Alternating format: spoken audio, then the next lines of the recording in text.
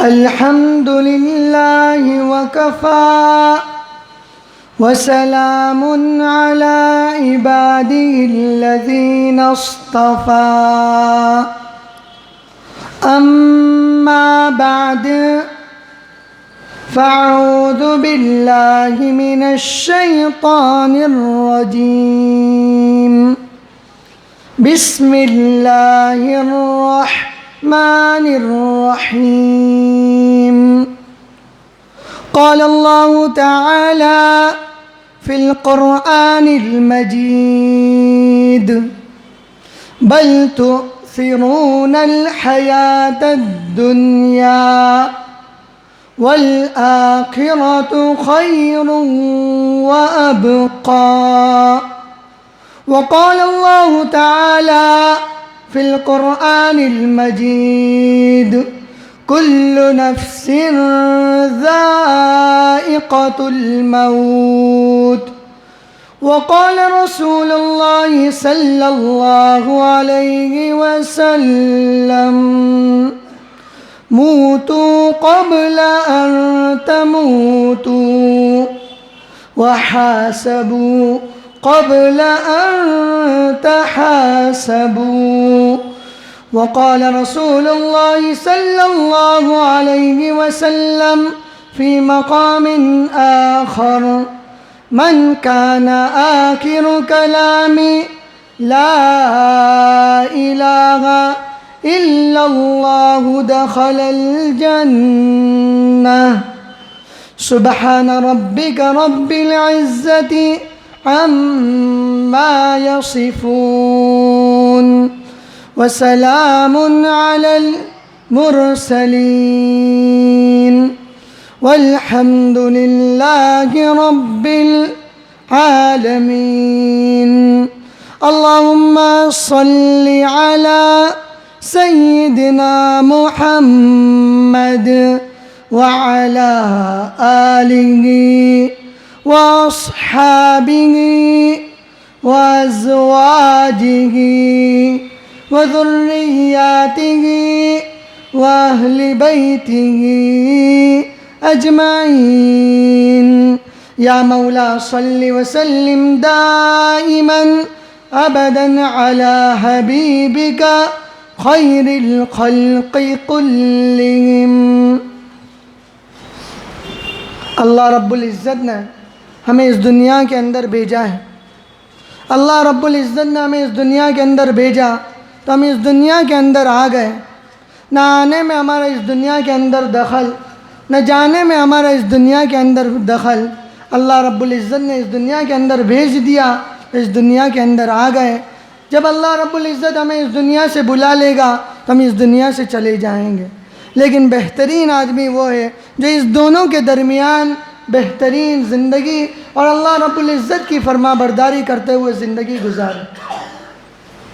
میں نے آپ حضرات کے سامنے اللہ کے نبی حضرت محمد صلی اللہ علیہ وسلم کی ایک حدیث نقل کی کہ اللہ کے نبی حضرت محمد صلی اللہ علیہ وسلم فرماتے ہیں کہ موتوا قبل ان تموتوا، کہ تم اپنے مرنے سے پہلے مرو. علماء اس کے دو مطلب بیان فرماتے ہیں. اس میں پہلا مطلب یہ ہے کہ آدمی گناہوں سے اپنا آپ کو بچائے.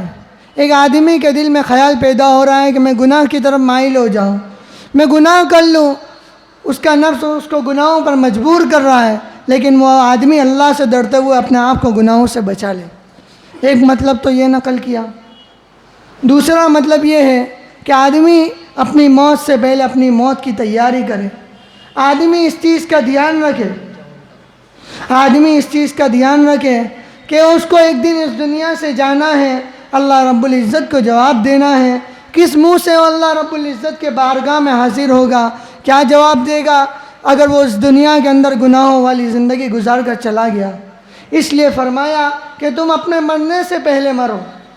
اور اللہ رب العزت، اللہ کے نبی حضرت محمد صلی اللہ علیہ وسلم نے اس چیز کو بہت بہترین انداز سے دوسری حدیث میں نقل کیا، جس کا مفہوم اور خلاصہ یہ ہے کہ اللہ رب العزت نے انسان کو دو نعمتیں دی.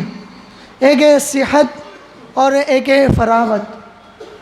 آدمی کو اللہ رب العزت نے جب صحت دی ہوتی ہے، جب تندرستی دی ہوتی ہے، تو آدمی یوں سمجھتا ہے کہ میں بڑھاپے میں نیک عمل کر لوں گا، ابھی تو بہت زندگی پڑی ہے، ابھی مزے کر لوں، پھر جب بڑھاپا آئے گا تو اللہ رب العزت کو راضی کر لوں گا، اللہ کو خوش کر لوں گا، ابھی تو گناہوں میں زندگی گزار لیتا ہوں، پھر جب بڑھاپا آئے گا تو اللہ کو راضی کرتے ہوئے میں اپنی زندگی گزار لوں گا۔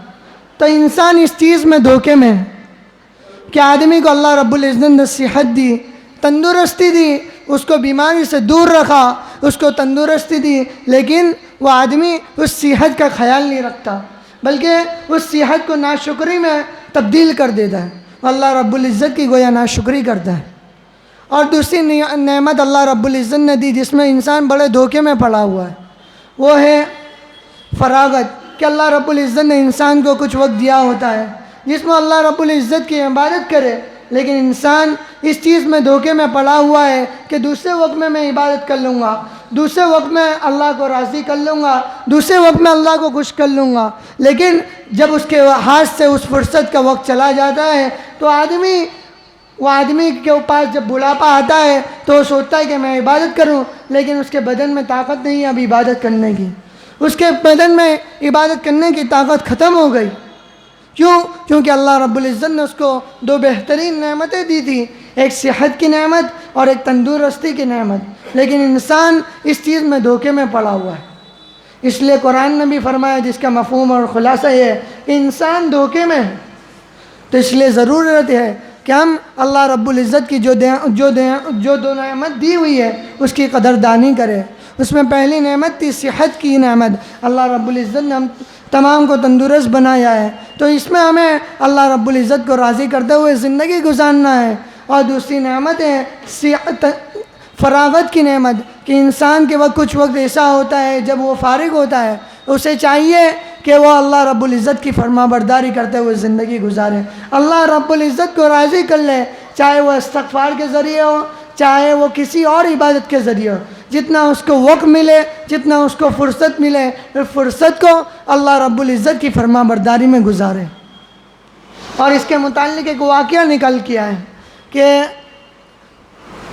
حضرت ہارون رشید کا واقعہ نقل کیا ہے کہ ہارون رشید کے دور میں ایک اللہ والے گزرے ہیں جن کا نام حضرت بہلول رحمۃ اللہ علیہ ہے۔ وقت کے بہت بڑے اللہ والے تھے، لیکن ہارون رشید تھا وہ ان کو مجذوب سمجھتا تھا، وہ ان کو گانڈا سمجھتا تھا، وہ ان کو بیوقوف سمجھتا تھا۔ اس لیے اس نے کہا تھا کہ جب بھی ہارون رشید آئے تو اس کو فوراً میرے پاس آنے دینا، کوئی آدمی اس کو روکنا نہیں، وہ جب بھی آئے وہ فوراً میرے سے ملاقات کرے۔ تو ایک مرتبہ اسی طرح ہارون رشید کے پاس حضرت بہلول رحمۃ اللہ علیہ گئے۔ حضرت بہلول رحمۃ اللہ علیہ سے وہ حالات پوچھنے لگا کہ حضرت کیا حالات ہیں؟ تو حضرت نے فرمایا کہ ابھی اچھا حالات ہے۔ تو آدمی کہنے لگا کہ ہارون رشید کہنے لگا میں آپ کو ایک چیز دیتا ہوں، ایک چھری دیتا ہوں، اگر وہ آپ سے زیادہ دنیا کے اندر کوئی بیوقوف مل جائے تو اس کو آپ یہ چھری دے دینا۔ تو اس نے چھری دے دی، حضرت نے وہ چھری لے لی۔ تو چند وہ گزرا، پھر ہارون رشید بیمار ہو گیا اور ایسی بیماری میں مبتلا ہو گیا کہ تمام ڈاکٹروں نے اس کو منع کر دیا، جتنا علاج کرتے ہیں کوئی شفا ملتی نہیں۔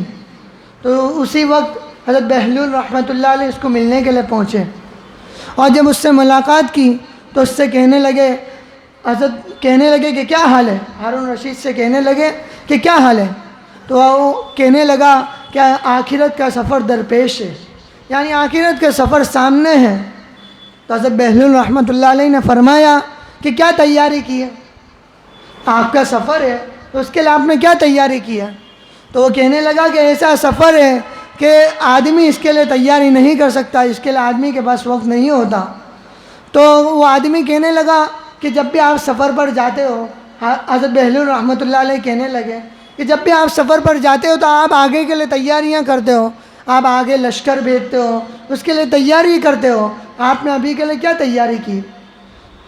تو حضرت ہارون رشید کہنے لگا کہ میں نے کوئی تیاری نہیں کی ہے، یعنی یہ ایسا سفر ہے کہ اس کے لیے کوئی تیاری نہیں کی جاتی، جب اس کا وقت آتا ہے تو انسان اس دنیا سے چلا جاتا ہے۔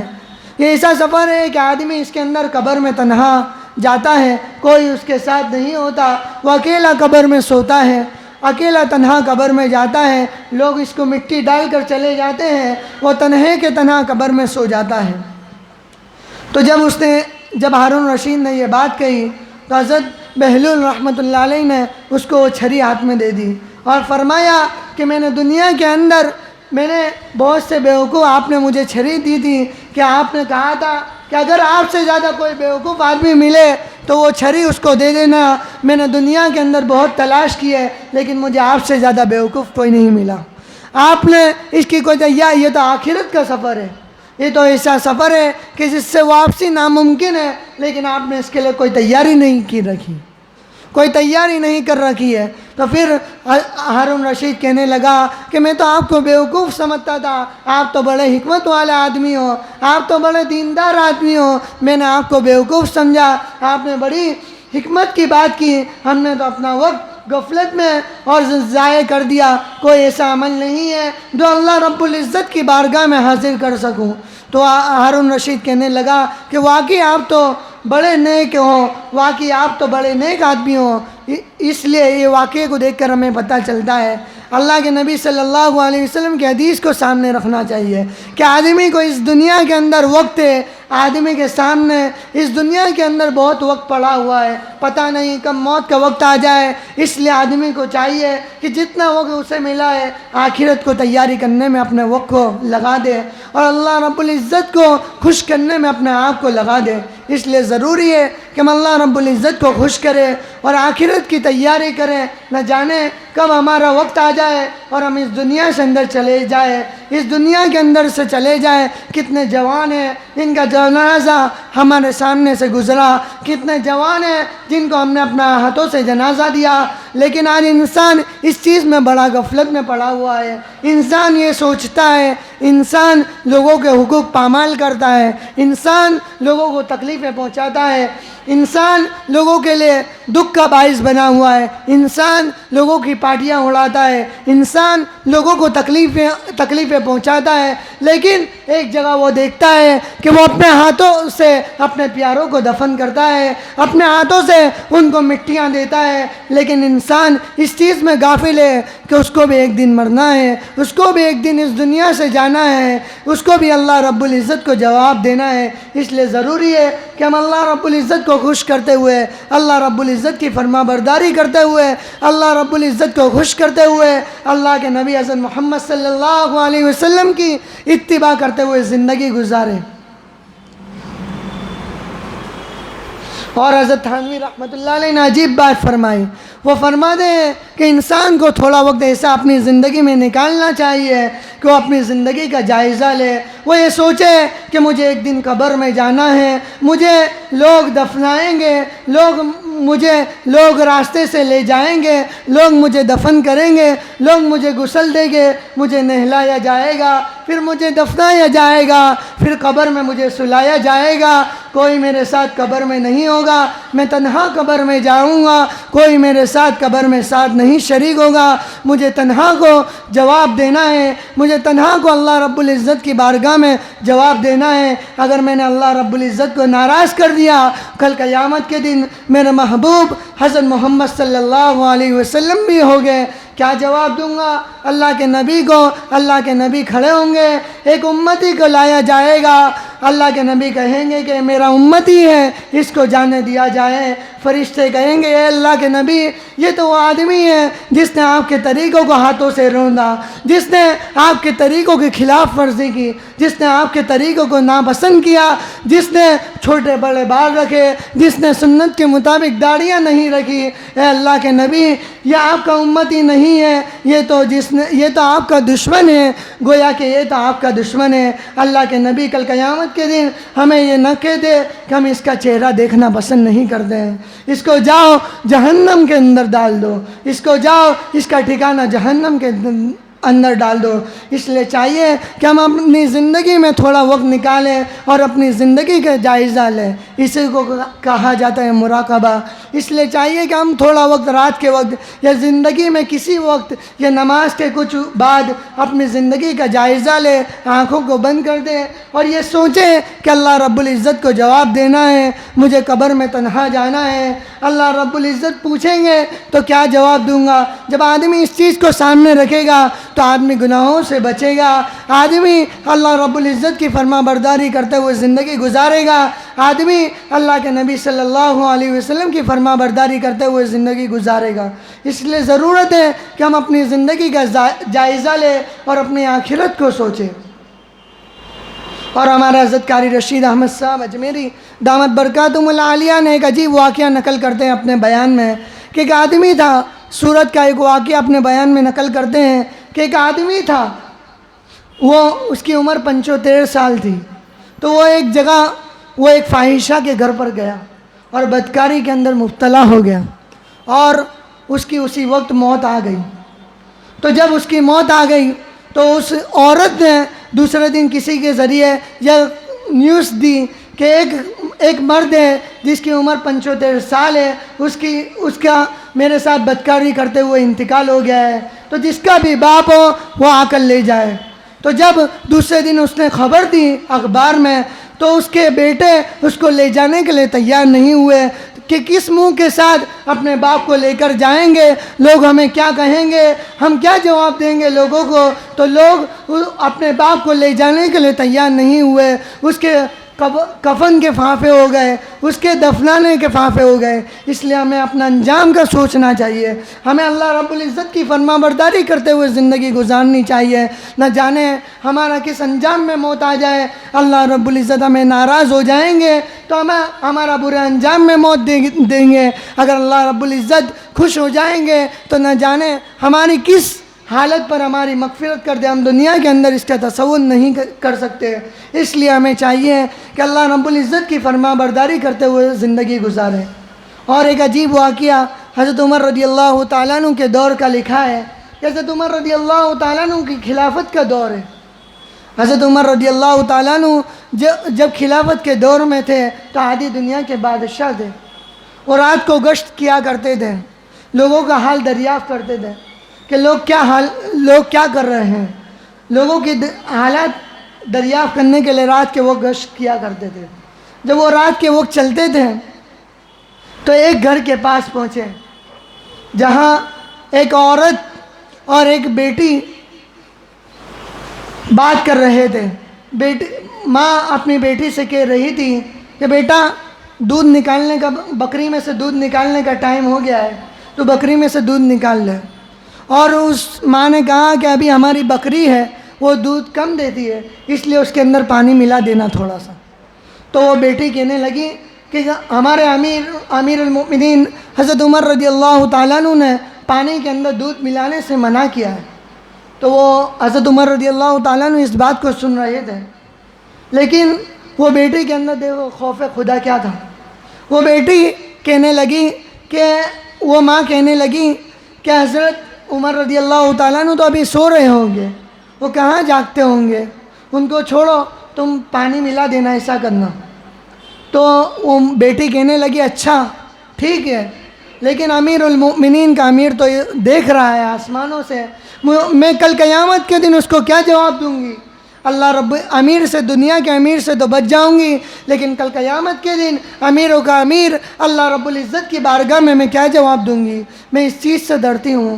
تو جب حضرت عمر رضی اللہ تعالیٰ عنہ نے یہ بات سنی تو حضرت عمر رضی اللہ تعالیٰ عنہ یہ بات سن کر فوراً چلے گئے اور صبح کے وقت نماز کے وقت اس لڑکی کو بلایا اور اس لڑکی کے بارے میں دریافت کیا اور پوچھا کہ اور اس کے بارے میں پوچھا۔ جب اس کے بارے میں پتہ چل گیا تو اپنے بیٹے سے حضرت عمر رضی اللہ تعالیٰ عنہ نے اپنے بیٹے سے اس کا نکاح کرا دیا، اور جب اپنے بیٹے سے اس کا نکاح کرا دیا تو اس میاں بیوی کے درمیان جو بچہ پیدا ہوا وہ عمر بن عبدالعزیز پیدا ہوا۔ جب ماں کی تمنائیں درست ہوتی ہے تو گھر میں عبد القادر جیلانی پیدا ہوا کرتے ہیں۔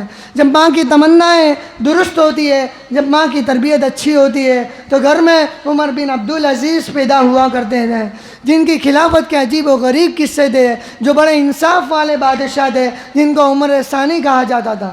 اس لیے آج ضرورت ہے کہ ہم اپنے انجام کا سوچیں۔ دیکھو اس لڑکی کے درمیان، اس لڑکی کو کیسا خوف خدا تھا، اس لڑکی کو اپنے انجام کے بارے میں فکر تھی، اس لیے اس نے اپنی زندگی کے بارے میں سوچا کہ چلو میں اس دنیا کے اندر تو بچ جاؤں گی، لیکن مجھے اللہ کی بارگاہ میں تو جواب دینا ہے۔ میں کیا جواب دوں گی اللہ رب العزت کو؟ اس لیے ضرورت ہے کہ میں اللہ رب العزت کے سامنے جواب کا خوف رکھے اور اپنے آپ کو گناہوں سے بچائے اور اللہ کی فرما برداری کرتے ہوئے زندگی کو گزارے۔ اور آج ضرورت ہے کہ ہم اللہ کے نبی صلی اللہ علیہ وسلم کی اتباع اپنی زندگی میں لائے۔ اللہ کے نبی کی اتباع کیا ہے؟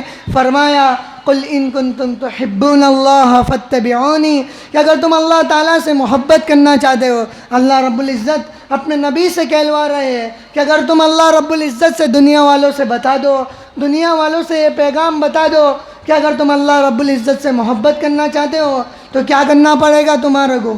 فاتبعونی، تم کو میرے نبی کے طریقے پر چلنا پڑے گا۔ اللہ کے نبی صلی اللہ علیہ وسلم کے طریقے میں 100% کامیابی ہے۔ تو اللہ رب العزت نے بتایا دنیا والوں کو کہ اگر تمہیں میرے سے محبت چاہیے، تمہیں چاہیے کہ تمہیں جنت ملے، تمہیں چاہیے کہ تمہیں میرا دیدار ہو، تو تمہیں کرنا کیا پڑے گا؟ تمہیں کرنا پڑے گا میرے محبوب کی اتباع۔ قل ان کنتم تحبون اللہ، اگر تم اللہ رب العزت سے محبت کرنا چاہتے ہو، فاتبعونی، تم میرے نبی کے طریقے پر چلو، تم میرے نبی کی زندگی کو اپنی زندگی کے ساتھ ملا دو، تم اللہ کے نبی صلی اللہ علیہ وسلم کے طریقے کو پسند کرو۔ اس کا نتیجہ کیا ہوگا؟ یحببکم اللہ، اللہ رب العزت تم سے محبت کرنے لگیں گے، فیغفر لکم ذنوبکم، اور تمہارے گناہ بھی معاف کر دیں گے، واللہ غفور الرحیم، اور اللہ بڑے بخشنے والے اور رحم کرنے والے ہیں۔ اس لیے آج ضرورت ہے کہ ہم اللہ کے نبی صلی اللہ علیہ وسلم کی اتباع کریں اور اللہ کا خوف اپنی زندگی میں لائے اور اپنے انجام کو سوچیں۔ ہمارا اکابرین میں سے حضرت مولانا انعام الحسن صاحب رحمۃ اللہ علیہ اور حضرت مولانا منظور نعمانی رحمۃ اللہ علیہ ہمارا اکابرین میں سے بہت بڑا اکابرین ہے۔ ان کے متعلق ایک واقعہ لکھا ہے۔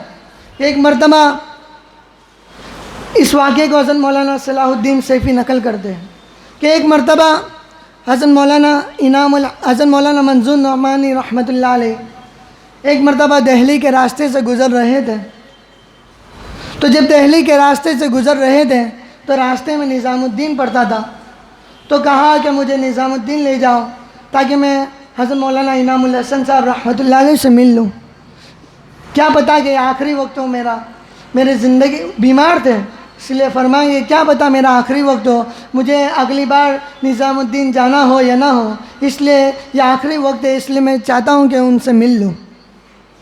تو جب ان کو نظام الدین لے جایا گیا بنگلے والی مسجد میں، تو حضرت مولانا انعام الحسن صاحب رحمۃ اللہ علیہ کو بتایا گیا کہ حضرت مولانا منظور نعمانی رحمۃ اللہ علیہ آپ سے ملنے کے لیے آئے۔ جب بتایا گیا تو فرمایا کہ وہ اوپر نہیں آئیں گے بلکہ میں ان سے نیچے ملنے جاؤں گا۔ تو جب وہ ان سے ملنے کے لیے گئے تو وہ دونوں ایک دوسرے کو دیکھ کر رونے لگے، دونوں کی آنکھوں میں آنسو جاری ہیں۔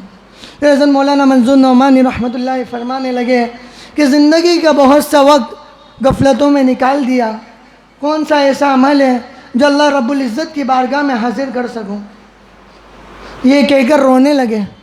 حضرت مولانا انعام الحسن صاحب رحمۃ اللہ علیہ نے فرمایا کہ حضرت آپ ہی نے تو بتایا ہے کہ جو آدمی یہ سوچ لے کہ میرے پاس کچھ نہیں ہے، حقیقت میں اسی کے پاس تو سب کچھ ہے، حقیقت میں اسی نے تو اللہ رب العزت کو خوش کیا ہے۔ وہ دیکھو اتنے بڑے مقام پر پہنچنے کے باوجود ان کی زندگی میں یہ تھا، اللہ کا ڈر کتنا تھا کہ وہ اپنی پوری زندگی کو دین کے اوپر لگانے کے باوجود یہ سوچتے ہیں کہ میرے پاس کچھ نہیں ہے۔ لیکن آج ہم تھوڑے سے نیک عمل کرنے کے بعد، تھوڑا سا دین کا کام کرنے کے بعد، تھوڑا سا خانقاہوں میں جانے کے بعد، تھوڑا سا اللہ والوں کو ملنے کے بعد ہم یہ سوچتے ہیں کہ ہم تو بڑے دیندار بن گئے، لیکن وہ اتنے بڑے مقام پر پہنچنے کے باوجود کہتے ہیں کہ میرے پاس کچھ بھی نہیں ہے۔ اللہ رب العزت کی بارگاہ میں کیا بتاؤں؟ حضرت مولانا انعام الحسن صاحب رحمۃ اللہ علیہ نے بتایا کہ کوئی ایسا عمل نہیں ہے. تو حضرت مولانا انعام الحسن صاحب رحمۃ اللہ علیہ نے فرمایا کہ حضرت آپ ہی نے تو بتایا تھا کہ جس کے پاس کچھ نہیں ہے وہی اسی کے پاس تو سب کچھ ہے. پھر حضرت مولانا منظور نعمانی رحمۃ اللہ علیہ نے فرمایا کہ کیسے میں آپ کو بتاؤں حضرت کہ میرے پاس کچھ بھی نہیں ہے، دامن بالکل خالی ہے، کس منہ سے اللہ رب العزت کی بارگاہ میں حاضر ہوں گا؟ یہ کہہ کر حضرت مولانا انعام الحسن صاحب رونے لگے، اور جتنے مجمع کے اندر جتنے لوگ تھے تمام رونے لگے. اس لیے آج ہمیں چاہیے کہ ہم بھی اللہ رب العزت کے سامنے کہیں کہ اللہ دامن بالکل خالی ہے، اے اللہ تھوڑے سے عمل کر کے ہم اپنے آپ کو دین کا ٹھیکیدار سمجھتے ہیں، ہم تھوڑا سا استغفار پڑھ کے تھوڑی سی نمازیں پڑھ کر دوسروں کو طعنہ دیتے ہیں، دوسروں کے بارے میں بدگمانیاں کرتے ہیں، دوسروں کو برا بلا کہتے ہیں. اے اللہ دامن بالکل خالی ہے، اے اللہ تو ہمیں معاف فرما دے، اے اللہ تو ہمارے گناہوں کو بخش دے. اس لیے آج ضرورت ہے کہ دیکھو اتنے بڑے مقام پر پہنچنے کے باوجود، اتنے انجام، اتنے اچھے زندگی گزارنے کے باوجود اپنے انجام کی کتنی فکر ہے. لے ضرورت ہے کہ ہم اپنی زندگی کے سامنے موت کو رکھیں. ہم سمجھیں کہ آج ہماری جوانی ہے تو کل ہم کو بڑھاپا آنا ہے، آج ہمارا بچپنا ہے تو کل ہمیں جوانی آنی ہے، اور جوانی کے بعد بڑھاپا آنا ہے. نہ جانے کب موت آ جائے، نہ جانے جوانی میں موت آ جائے، نہ جانے بڑھاپے میں موت آ جائے. کل اگر اللہ کے سامنے حاضری ہوگی تو کس منہ سے حاضری ہوگی؟ اللہ رب العزت کا تو ہم پر اتنا رحم ہے. اللہ رب العزت تو فرماتے ہیں نبی عبادی انی انا الغفور الرحیم، آپ میرے بندوں کو بتا دیجئے کہ میں بڑا بخشنے والا رحم کرنے والا ہوں. ایک آدمی 50 سال گناہوں میں گزار دیتا ہے، ایک آدمی 50 سال اللہ کی نافرمانی میں گناہوں میں گزار دیتا ہے، لیکن سچے دل سے اس کی آنکھوں سے آنسو جاری ہو جاتے ہیں. وہ اللہ رب العزت تو اتنا بڑا مہربان ہے، وہ اللہ رب العزت اس کے گناہوں کو معاف فرما دیتا ہے. وہ اللہ رب العزت اس کو طعنہ نہیں دیتا جس طرح دنیا کے لوگ طعنے دیتے ہیں، لیکن وہ اللہ رب العزت طعنہ نہیں دیتا بلکہ اس کو گناہوں کو معاف فرما دیتا ہے. لہذا ضرورت ہے کہ ہم اپنا تعلق اللہ رب العزت کے ساتھ کریں، ہم اپنے گناہوں کی معافی مانگیں اور اللہ سے سچے دل سے توبہ کریں. اور اللہ سے توبہ کب ہمیں حاصل ہوگی؟ ہمیں یہ سب چیزیں حاصل ہوگی اللہ والوں کی صحبت سے، ہمیں یہ سب چیزیں حاصل ہوگی دعوت و تبلیغ میں نکلنے سے، ہمیں یہ سب حاصل ہوگی خانقاہوں میں جانے سے.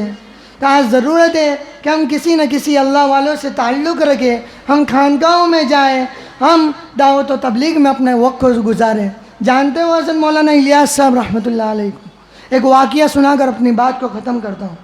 حضرت مولانا الیاس صاحب رحمۃ اللہ علیہ جن کے ذریعے اللہ رب العزت نے اس دعوت و تبلیغ کو کھولا، اس دعوت و تبلیغ کے کام کو اللہ رب العزت نے ان کے ذریعے سے اتنا بڑا کام لیا. کس طرح لیا؟ ان کی قربانیوں کو جانتے ہو. حضرت مولانا الیاس صاحب رحمۃ اللہ علیہ کو لوگ آ کر کہتے تھے کہ حضرت لوگوں نے آپ کی بلڈنگوں پر، آپ کے مالوں پر، آپ کی جگہوں پر قبضہ کر لیا ہے، حضرت اس بارے میں آپ کچھ کیجیے. حضرت نے فرمایا کہ یہ سب چیزوں کو میں چھوڑ چکا ہوں، میں تو بس اللہ کے دین کی طرف لوگوں کو بلاؤں گا. یہ سب چیز کو میں چھوڑ چکا ہوں، یہ سب کا ذمہ میں نے اللہ کے اوپر چھوڑ دیا ہے. بس اللہ میرا مددگار ہے، اللہ میرا کارساز ہے، یہ سب چیزوں کو میں نے چھوڑ دیا ہے.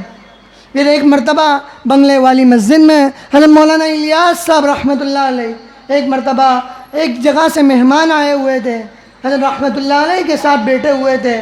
تو دسترخوان سحری کا وقت تھا، لیکن دسترخوان پر کوئی چیز موجود نہیں، دسترخوان پر کھانے کے لیے کوئی چیز موجود نہیں ہے. تو حضرت رحمۃ اللہ علیہ نے پریشان ہے کہ کیا کرے. تو وہاں ایک پیڑ تھا جس کے اوپر کچھ پھل تھے جس کو جانور کھا سکتے ہیں، کوئی انسان اس کو کھا نہیں سکتا. وہ چیز جانوروں کی خوراک ہے لیکن کوئی چیز کھانے کی نہیں تھی. اس لیے حضرت رحمۃ اللہ علیہ نے وہ چیز توڑی اور وہ چیز مہمانوں نے بھی کھائے، اور حضرت رحمۃ اللہ علیہ نے بھی اس چیز کو کھا کر سحری گزار لی اور پورا روزہ رکھا.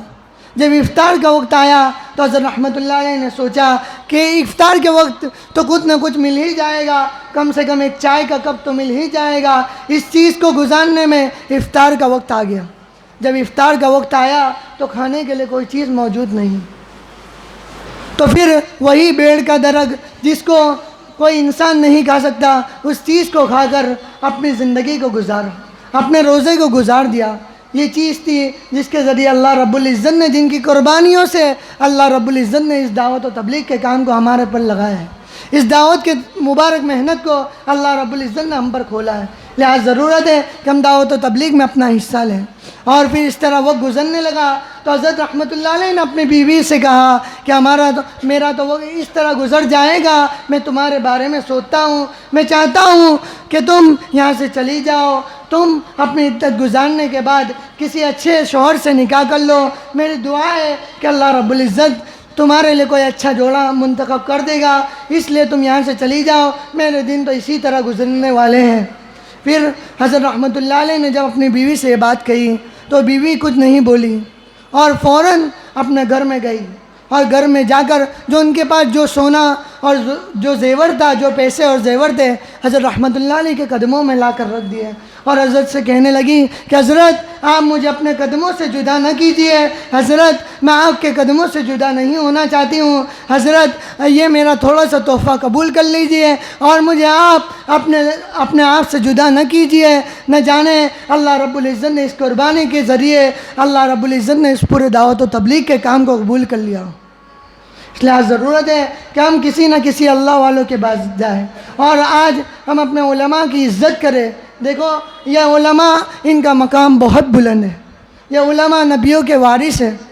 دیکھو دنیا کے اندر ایک آدمی اپنی وراثت اپنے باپ، اپنے بیٹوں کو ہی دیتا ہے یا اپنے قریبی رشتہ داروں کو دیتا ہے، وہ کسی اور آدمی کو نہیں دیتا۔ اور جو یہ نبوت کی وراثت ہے یہ اللہ رب العزت نے یہ ان علماء کو دی ہے، تو ان کا مقام بہت اونچا ہے، یہ اللہ کے نبی کے بہت خاص لوگ ہیں۔ اس لیے ضرورت ہے کہ ہم اپنے علماء کرام کا ادب کریں۔ اگر ہم نے علماء کا ادب کیا تو اللہ رب العزت ان کے ادب کرنے کی وجہ سے اللہ رب العزت ہماری مغفرت کر سکتا ہے۔ اور جب ہم علماء کا ادب کیا گویا کہ ہم نے ہمارے نبی کا ادب کیا، اور جس نے اللہ کے نبی کا ادب کیا گویا کہ اس نے اللہ کا ادب کیا، اور جس نے اللہ کا ادب کیا گویا اس کا ٹھکانہ جنت ہے۔ لہٰذا ضرورت ہے کہ ہم اپنی آخرت کو سنواریں اور اللہ رب العزت سے ڈرتے ہوئے اپنی زندگی کو گزاریں۔ اللہ رب العزت مجھے یہاں اور تمام لوگوں کو اس بات پر عمل کرنے کی توفیق عطا فرمائے۔ وآخر دعوانا الحمدللہ۔